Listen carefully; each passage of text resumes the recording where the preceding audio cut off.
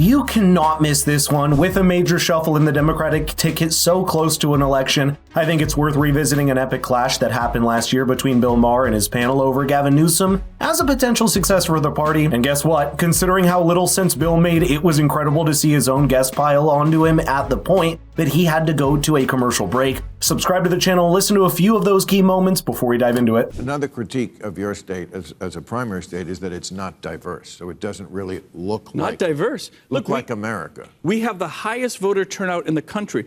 South Carolina's diversity, look, South Carolina has about 15% voter turnout.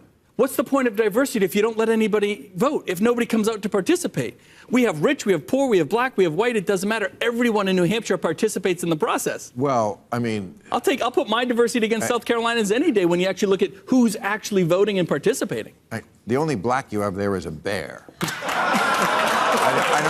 It's a very white state. No. Oh, sure, of course. Okay. Oh, yeah. Okay, but I'm just saying, but that's... But isn't it about who participates? Isn't it about actually having a primary? Like I said, the Democrats likely aren't even going to hold the primary in South Carolina. So what's the point of diversity if you don't let people participate? I mean, they say that we subvert the vote by asking people for an ID. They subvert the vote by not even letting them show up. I mean, that's the reality you're facing here. So that's why we're the best at the first in the nation primary. The high voter participation, the voter turnout, local control. And here's the most important part. I can't help you, Bill.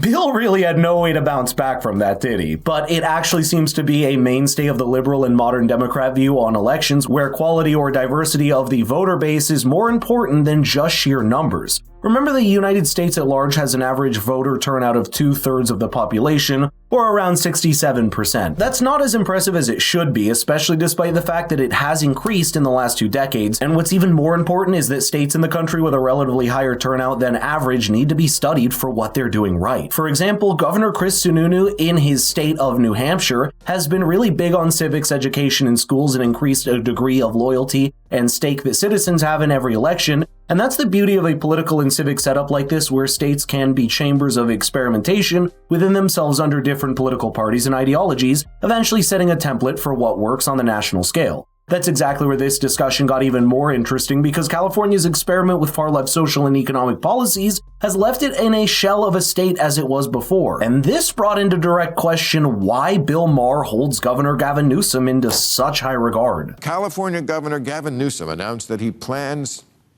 Oh, yeah, I read this. To travel to states where freedom is most under attack. I don't know. Would this strategy help Democrats? I don't know. A few years ago, the California legislature banned state money going to travel to states that had so-called anti-LGBTQ laws. So you couldn't have the sports teams. You couldn't have state officials going to other states that had controversial laws. And just a couple of days ago, one of the leading legislators who supported this said it's not working. Yeah. And we have to repeal this because there's too much business going on across the country. We have to travel, and it would lead to a civil war.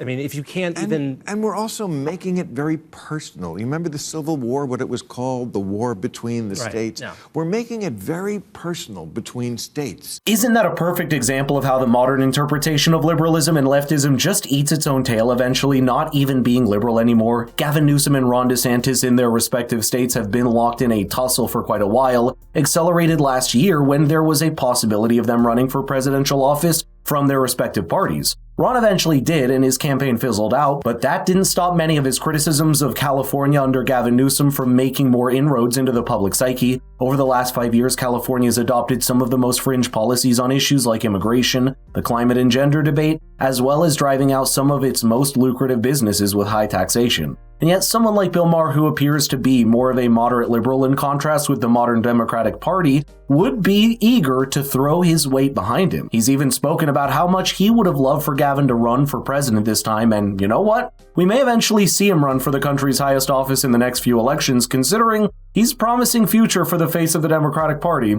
That means Gavin will eventually move more to the center in order to appeal to not just the independent middle, but also the more moderate strands of his own party. Take my word. And in other words, he'll need to make a similar shift as Bill Maher has made in this media landscape. Does that mean losing favor with one set of people to gain favor with another? Well, perhaps that's the political shift that everyone on the political fringe will have to make if they want to appeal to the largest group of people in the country. He's talking about freedom, less states that are less free. Isn't he the guy who told everybody they had to stay home during COVID, and then he went to some lobbyist dinner with, 25 of his best friends? So they were hanging out, having a good time. This was the number one lockdown state. That's atrocious. Does he have a mirror? Oh, yes, he does, because we've seen his hair.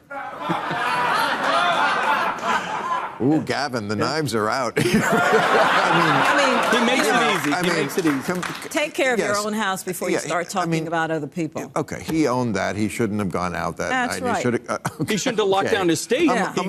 Among the political peccadillos, I put it about thousandth down on the list. It wasn't his finest moment, but really, come on, if that's all you got on him. No, how about the schools? How about the millions of kids that didn't get back to schools? How about the businesses that were closed that shut down? If you really want to go there, he sent his wife, with the kids to Florida. So that's not, the list on Gavin is quite long. Okay. Do you have time? Put it this way, Republicans would love to run against Gavin Newsom. We would love it. It's a Serena Sears ticket is being formed here right now. No, remember, I can't run. Time. Before anybody says anything about immigration again, remember, I wasn't born here. So you can't run? No, I can't. Then it's Sununu Mar. And that's why you're so delightfully honest. Well, I thank you all for being here. Gotta go. Time for a commercial.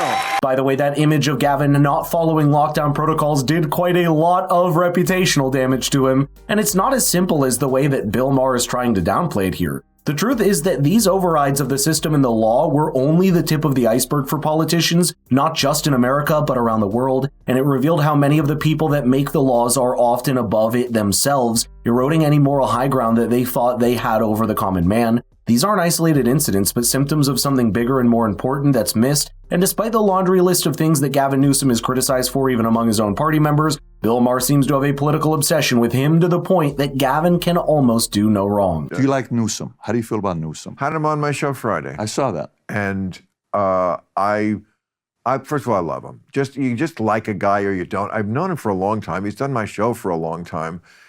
Do I love everything he does as the governor of California? No, I don't. I wouldn't say I'm undertaxed. I have issues with this state. He's a guy. One reason I want him to run for president, is because he's obviously a winner. This guy could do it. It's insane that we have the guy, but we can't run him because we have to tiptoe around Biden and define a winner.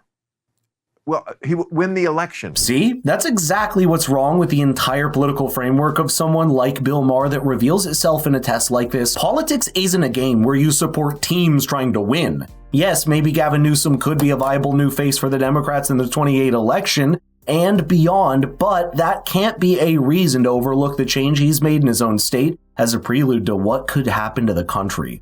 Nevertheless, let me know in the comments what you thought about this segment, because it's certainly interesting to see given how rare it is for Bill Maher to be intellectually cornered on his own show like this.